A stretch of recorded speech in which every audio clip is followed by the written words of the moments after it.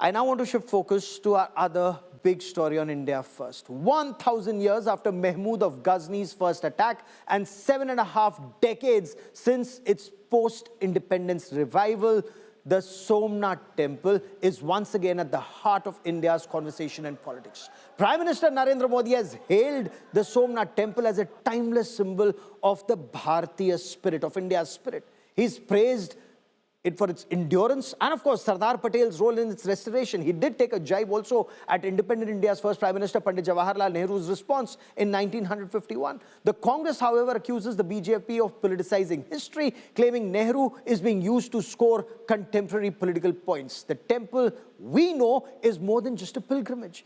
It now reflects, and how it reflects, Bhagwan Somnath, India's cultural renaissance. And it continues to shape our present and stir political passions. We get you more in this report.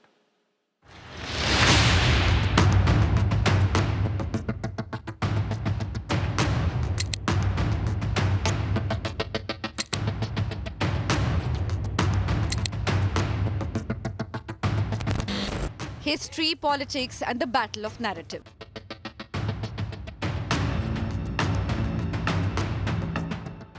A 1,000 years after its destruction and 75 years after its reconstruction, the Somnath Shrine is back at the center of India's political and ideological debate.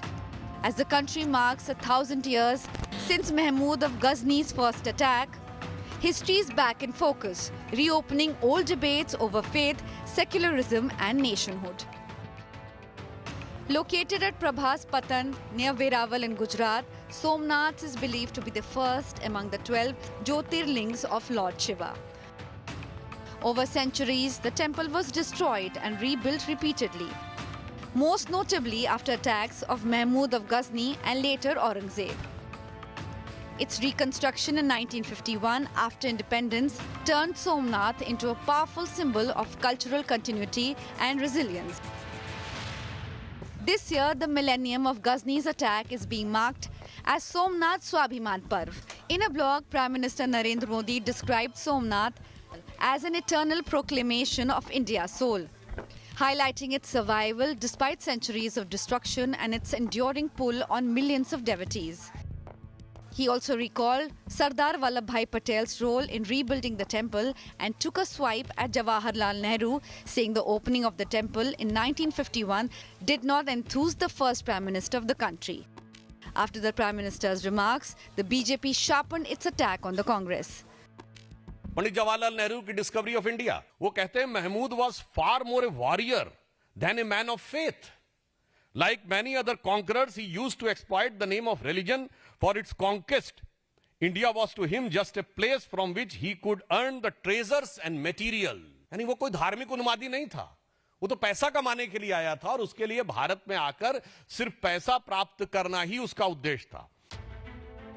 The Congress says the BJP repeatedly invokes Nehru from political gain and has claimed that the Saffron Party is diverting attention and such remarks. जितनी नेहरू जी की गलतियां हों, जितना गाली देना हो, इकट्ठा कर ले. एक ही दिन में, 2 दिन में, 4 दिन में वो सारा गुस्सा, सारा जितना वो है भड़ास से निकाल दे. उसके बाद में देश का विकास करे.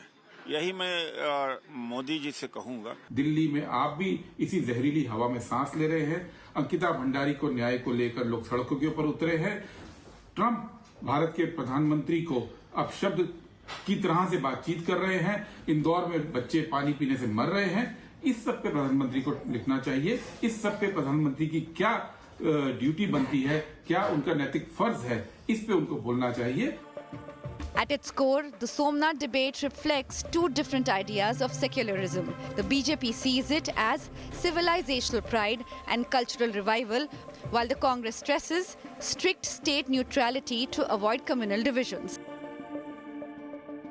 Today, as political narratives collide, the temple stands as a reminder that India's past continues to shape its present and influence the debate over its future.